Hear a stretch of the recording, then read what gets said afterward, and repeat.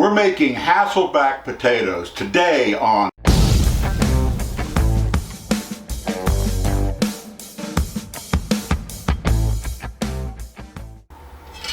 So to make a Hasselback potato, it's all about technique. It's really nothing special as far as cooking goes. What you'll need is 2 wooden spoons. I don't happen to have any that are round, so I have to use these flat ones. A potato. Really doesn't matter what kind of potato, really. What you're going to do is you're going to hold the potato and then you're going to slice down through. Some of the places where the potato is not resting down on your board, you have to be careful, but you're just going to cut notches through down to about the bottom where your spoons are. And the idea here is you go down just to your wooden spoons without taking your fingers off. I recommend a really sharp knife. That way when it cuts through your finger, it's a clean cut and they can put it back together. Just kidding. But you just want to make individual slices, just like this. And as I've said before, I have to look while I'm cutting, because I'd like to be able to count to 5 on one. So we're just going to make some slices. We're getting close to where the potato is kind of raised up, so now I'm going to kind of be a little more careful. I don't want to cut the end of the potato off, but here we go. All right. So now we have a potato cut into little sections. See? Next thing you're going to do is get yourself a pan.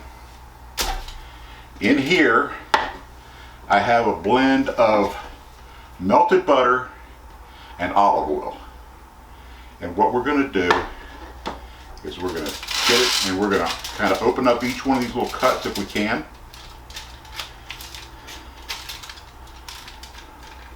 And just dab some olive oil.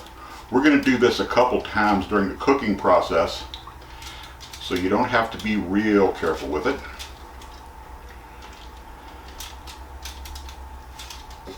So yeah, just slather that thing on. And what will happen is you're going to have these little slices of potato stuck on this big potato, so it's like best of both worlds. It's kind of like a fried potato and a baked potato in one potato. It's like that old nursery rhyme, 1 potato, 2 potato. 1 potato, 2 potato. 1 potato, 2 potato, 3 potato, 4. I messed this up, I'll throw it on the floor.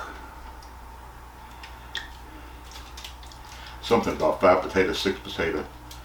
I think I want some more. I don't know. Am I rambling? I feel like I'm rambling. So here we go. Get this in here. That looks pretty good. All right.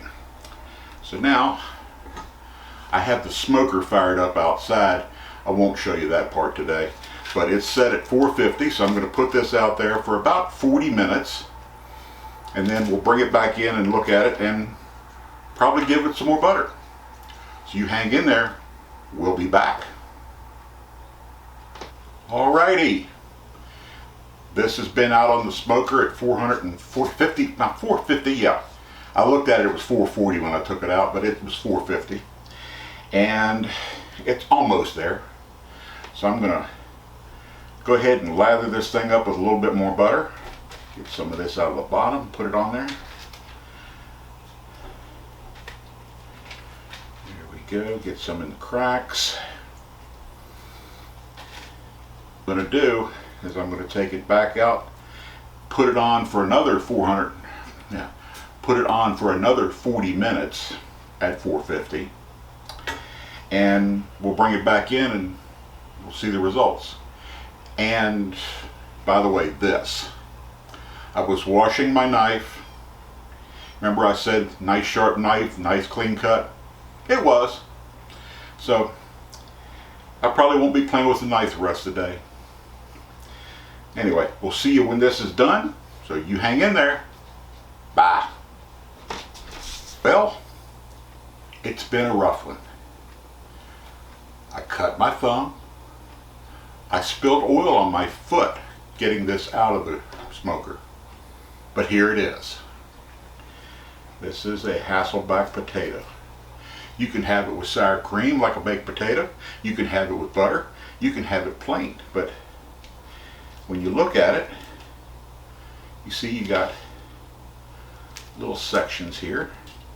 And it's like the best part of a fried potato and the best part of a baked potato in one.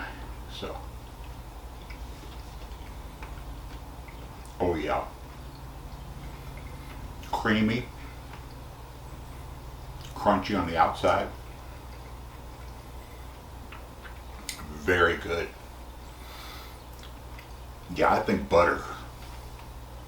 Maybe a little chives. Anyway, this has been the Hasselback potato.